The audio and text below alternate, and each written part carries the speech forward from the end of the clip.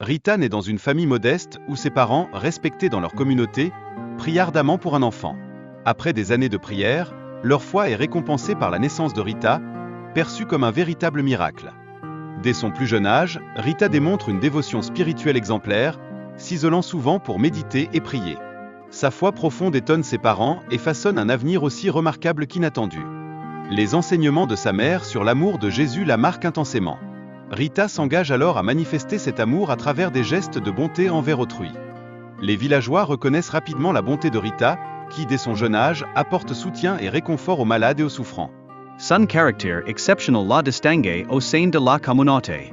Cependant, malgré son désir fervent de consacrer sa vie à Dieu, ses parents la poussent vers un mariage avec Paolo. Ce choix soulève en elle des doutes sur sa vocation spirituelle. Rita fait preuve d'une patience incroyable face à la violence et au conflit de Paolo. Elle lui illustre une autre voie, celle de l'amour inconditionnel et du pardon. Dans sa quête de toucher le cœur de ses fils, Rita leur parle du pardon et de l'amour du Christ, insistant sur l'importance de ne pas céder à la haine. Malgré les épreuves, un miracle se produit lorsque, sur leur lit de mort, les fils de Rita comprennent, finalement, l'importance du pardon avant de quitter ce monde. Confrontée à la perte de sa famille, Rita prend la décision de se consacrer à Dieu, cherchant une nouvelle voie au sein du couvent des Augustines de Cassia. Au couvent, Rita est accueillie après que les saints lui aient révélé la volonté divine. La mère supérieure interprète cette intervention comme une confirmation de son appel spirituel. Rita découvre une joie profonde dans les gestes les plus simples, percevant chaque acte comme une occasion de se rapprocher de Dieu. Son humilité et sa dévotion inspirent toutes les autres sœurs du couvent. Une épine de la couronne du Christ pénètre miraculeusement la chair de Rita, symbolisant son union avec la souffrance du Christ. Elle accueille cette douleur comme un don divin et une grâce singulière.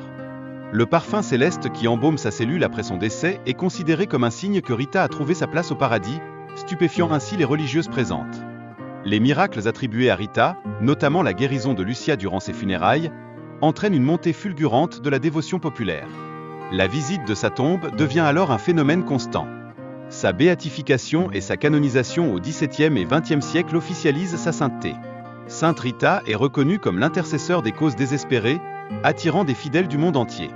Chaque 22 mai, des milliers de fidèles honorent Sainte Rita en apportant des roses à sa tombe, en souvenir de ses miracles et de sa vie exemplaire. Le sanctuaire de Cassia, où reposent les reliques de Sainte Rita, devient un lieu de miracles et de témoignages de foi, renforçant ainsi son héritage spirituel.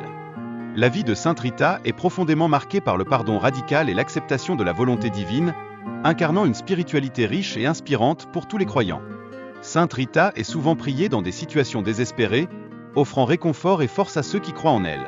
Sa vie illustre un exemple exemplaire de courage et de résilience. La prière pour le pardon souligne l'importance de cet acte dans le processus de guérison spirituelle, favorisant ainsi la paix intérieure et l'harmonie.